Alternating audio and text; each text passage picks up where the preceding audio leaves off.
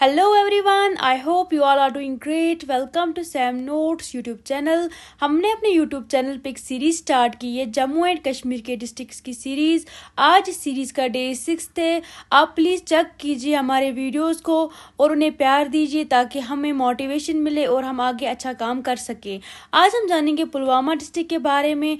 Pulwama district का ancient नाम जो था वो था पनवनगाम, जिनको लेटरली फिर पुलगाम उसके बाद पुलवामा बना दिया गया। पनवांगम की अगर हम बात करें तो इसका मतलब होता है टू निट टुगेदर, किसी चीज़ को साथ में जोड़ना। अगर हम नाम के ओरिजिन की बात करें तो पुलवामा जो है ये 4 विलेजेस से ओरिजिनेट हुआ है, 4 विलेजेस से मिलके पुलवामा बना। जैसा कि हमने अभी ऊपर देखा पनवानगाम जो कि जिसका मतलब होता है नीटिंग टुगेदर, ये कहा जाता है कि पुलवामा जो कि 4 विलेज से बना हुआ है। इसमें कौन कौन से विलेज आते हैं? पहला आता है मलिकपुरा, डांगरपुरा, छतपुरा और दिलीपुरा।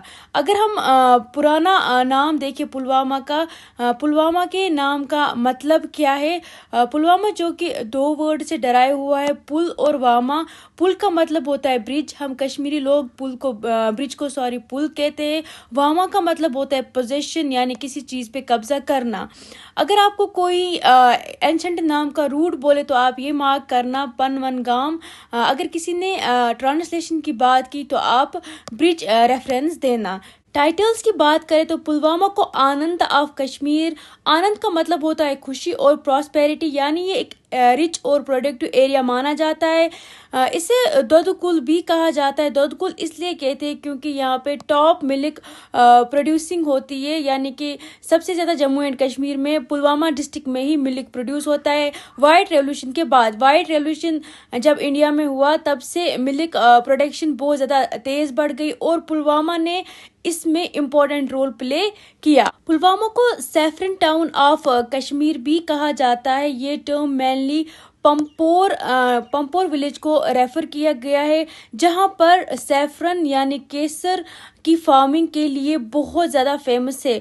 पुलवामा को पेंसिल डिस्ट्रिक्ट ऑफ इंडिया भी कहा जाता है। उखू एक विलेज है जहां पर हाई क्वालिटी वुड मिलता है जो पेंसिल्स बनाने के लिए यूज़ होता है। अगर हम फॉर्मेशन की बात करें तो पुलवामा डिस्ट्रिक्ट जो कि अनंतनाग डिस्ट्रिक्ट से निकला है। कब निकला था? 1979 में। पुलवामा के जो हेडक्वार्टर्स थे यानी एडमिनिस्ट्रेटिव सेटअप जो भी पुलवामा का है वो पुलवामा टाउन में ही है।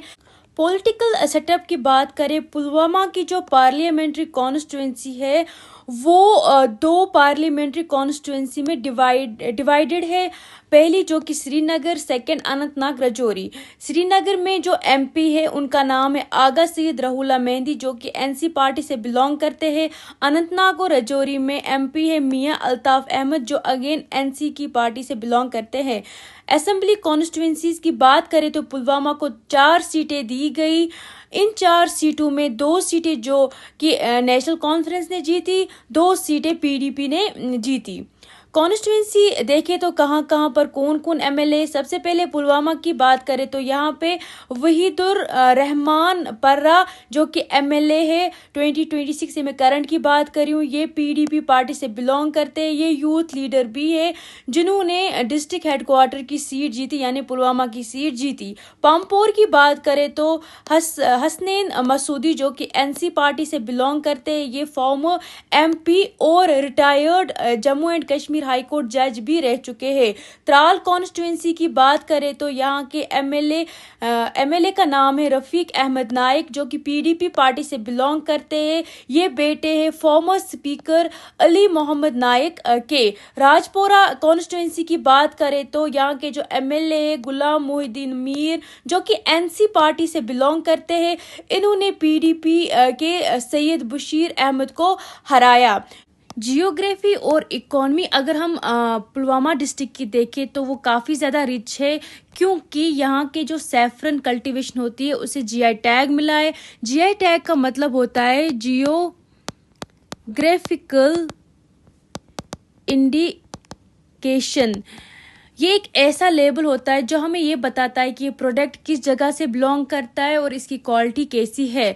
पंपोर जो कि पुलवामा डिस्ट्रिक्ट में पड़ता है, ये global hub for saffron cultivation माना जाता है। स्पेन के बाद सेफ्रन को क्रोकस सेटिवस कहते हैं साइंटिफिकली। इसके लिए हमें करीबी सॉइल की रिक्वायरमेंट होती है। करीबी सॉइल जो कि लेक डिपॉजिट से बनी फर्टाइल मिट्टी होती है और सेफ्रन के लिए परफेक्ट मानी जाती है। द पेंसिल विलेज ऊखू वूखू गांव एक पड़ता है, उसे द पेंसिल विलेज कहा जाता है पुलवामा का। ऊखू विलेज जो कि 90% ऑफ पेंसिल स्लाइड जो कि पेंसिल के ऊपर छिलका होता है ये वो बनाता है। ये वुडन मतलब वुडन टाइप का होता है, वुडन वुड से बनता है। ये यूज होता है इंडिया में। एग्जाम पॉइंट ऑफ व्यू से अगर देखें तो ये जो ऊखू वूखू विलेज है यहाँ से मेजर ब्रांड्स ऑफ पेंसिल की प्रोडक्शन होती है, लाइक नटराज, अप्सरा। ये पॉपुलर वुड से बनी हुई होती है।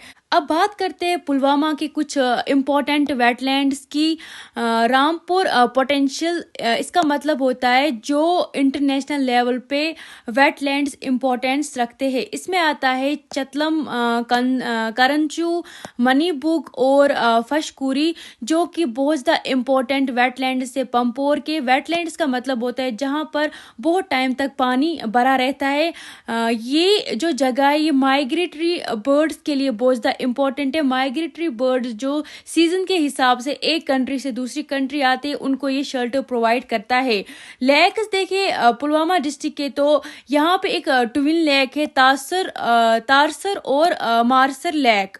ये कहाँ पे लोकेटेड है? ये लोकेटेड है आरू त्राल के ऊपर अपर रीच में। हिस्टोरिकल हेरिटेज की बात करें तो अवंतीपोरा रूइंस का मतलब होता है जो बहुत ज़्यादा पुराने टाइम की बिल्डिंग्स बनी हुई होती है। ये बिल्ड की थी किंग अवंती वर्मन ने जो कि फाउंडर थे उत्पाला डायनेस्टी के। इन्होंने ये 1855 टू 1883 के बीच में बिल्ड की थी। सबसे पहले आता है अवंती स्वामी टेम्पल जो डेडिकेट किया गया लॉर्ड शिवा को। सेकेंडली आता है अवंतीश्वरा टेम्पल जो डेडिकेट किया था लॉर्ड शिवा को। गोफक्राल त्राल का एक इम्पोर्टेंट हिस्टोरिकल और आर्कियोलॉजिकल साइट माना जाता है। गोफक्राल जो कि दो वर्ड से मिलके बना हुआ है, गोफ और क्राल के। गोफ का मतलब होता है केव, हम कश्मीरी में केव को गोफ कहते हैं। क्राल हम पोटर को कहते हैं जो मिट्टी के बर्तन बनाता है। इस गोफक्राल की क्या इम्पोर्टेंस है? यहाँ पर इस जगह पर कुछ नियोलिथिक साइट्स भी मिली है। नियोलिथिक हम न्यू स्टोन एज को कहते हैं, जब लोग शिकार के बजाय फार्मिंग करना शुरू कर रहे थे और परमानेंट हाउसेस बनाने लगे थे। अगर देखा जाए तो यहाँ पे कुछ हमें पिट डिविलिंग्स भी मिली। पिट डिविलिंग का मतलब होता है लोग जमीन के अंदर घर बनाते हैं ठंड से बचने और सेफ रहने के लिए। पायर टेम्पल की बात करें तो ये 10th सेंचुरी मोनोलिथिक टेम्पल है जो लॉर्ड शिवा को डेडिकेटेड किया गया है। मोनोलिथिक टेम्पल का मतलब होता है, मोनोलिथ एक बड़ा पत्थर होता है जिससे ये टेम्पल बना हुआ एक सिंगल स्टोन से। इसको ये उस टाइम का सबसे बड़ा आर्किटेक्चर क्राफ्टमैनशिप को शो करता है। इंफ्रास्ट्रक्चर प्रोजेक्ट्स की बात करें तो सबसे पहले एम्स अवंतीपोरा जो अभी अंडर कंस्ट्रक्शन ही है, मतलब कि बन रहा है। ये कहा जाता है कि ये इसकी जो ओपीडी है ये मार्च टू अप्रैल 2026 में स्टार्ट होगी और फुल कैंपस जब एमबीबीएस की क्लासेस यहाँ पे दी जाएंगी वो एक्सपेक्टेड है लेट 2026 में। IUST की बात करें यानी Islamic university science and technology, ये भी लोकेटेड है अवंतीपोरा में। हमने जो कुछ भी पढ़ा हम इसको एक लाइन में रिवाइज करेंगे। सबसे पहला क्वेश्चन है कि वो कौन सा विलेज है जहां पर 90% पेंसिल्स के स्लाइड्स यानी पेंसिल के वो छिलके जो ऊपर होते हैं वो बनते हैं, वो है ऊखू वूखू विलेज पुलवामा का। दूसरा क्वेश्चन ये है कि बताइए किसने अवंती स्वामी यानी जो लॉर्ड विष्णु को टेम्पल डेडिकेट किया गया था ये किसने बनाया? ये किंग अवंती वर्मन ने बनाया। आप मुझे बताइएगा कि ये किस डायनेस्टी से बिलोंग करते हैं। अगर आपने लेक्चर को सही तरीके से देखा होगा तो आप मुझे कमेंट सेक्शन में जरूर बताएंगे। थर्ड क्वेश्चन ये है कि आप बताइए कि पुलवामा में या त्राल कॉन्स्टिट्यूएंसी में किस पार्टी ने जीता? तो उस पार्टी का नाम था PDP। लास्ट क्वेश्चन हमें ये बताता है कि गोफ क्राल का मतलब क्या है। ये मैंने अभी अभी आपको बोला। गोफ का मतलब केव होता है, क्राल पोटर जो कि मिट्टी के बर्तन बनाते हैं, इसका मतलब होता है केव ऑफ पोटर्स। आई होप आपको ये लेक्चर पसंद आया होगा। अगर आपको इस लेक्चर का PDF चाहिए तो आप हमारे टेलीग्राम चैनल पे जुड़ सकते हैं, जिसका लिंक आपको डिस्क्रिप्शन बॉक्स में मिलेगा। अगर आप हमारे साथ अपडेटेड रहना चाहते हैं, हमारे इंस्टाग्राम को फॉलो कीजिएगा, इसकी लिंक भी आपको हमारे डिस्क्रिप्शन बॉक्स में मिलेगी। प्लीज़ हमें कमेंट करके फीडबैक दीजिएगा ताकि हम और भी अच्छा कंटेंट आपके सामने ला सके, जिससे आपको हेल्प मिलेगी। Thank you.